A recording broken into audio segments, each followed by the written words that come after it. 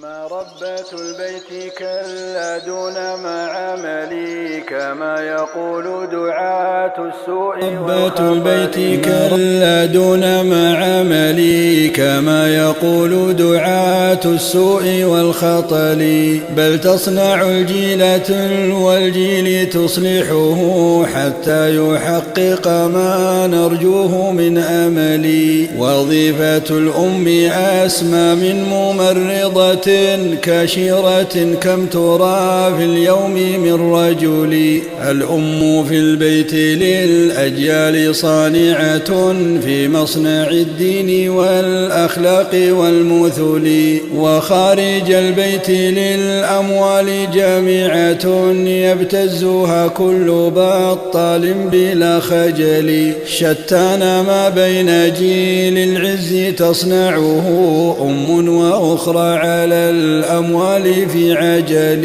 يا ربة البيت قري فيه طائعة لله إنك في عز على جبل. لا تنزلي منه كم قد نال نازلة من عزها من أذى من زمرة الدجل. نادوا سواك هلمي واسعدي وخذي ما تشتهين بلا خوف ولا وجل. فصدقتهم فإذ بالذئب منتظر ما أشرس الذئب إذ يخلو مع الحمل. كم من عفيفة عرض غالها نجس بكلمة حلوة أحلى من العسل حتى تمكن منها ثم خلفها مرذولة بعد عهد الحب والغزل. مسكينة لم تفيق من هول سكرتها إلا وقد دنست بالرجس والوحل. أخته لا تسمعي قولا يزخرفه ذئب وعن فعله في سامعه سلي. ورابطي بثغور البيت واحترسي إن العدو كثير المكر والحيل. لا تخرجي منه إلا إن عرى جلل بمحرم واحذري من كاذب العلل.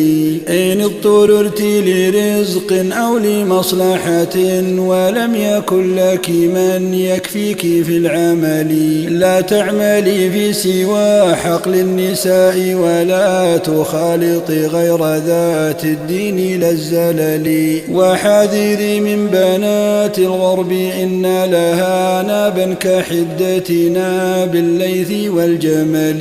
كم أنشبت نابها في قلب غافلة فإذ به من حياء المسلمات خلي. وعلم الجيل إن الأمة مدرسة وما عليك سوى التعليم من ثقلي. بالعلم والدين نبني صرح عزتنا وبالفضيلة نعلي هامة الدول.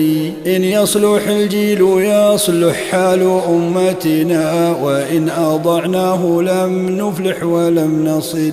قد هيأوك لأمر لو فطنت له فانأي بنفسك أن ترعي مع الهمل. هذه نصيحة صدق لا يراد بها إلا صلاحك يا أخته فامتثلي. هذه نصيحة صدق لا يراد بها إلا صلاحك يا أخته فامتثلي.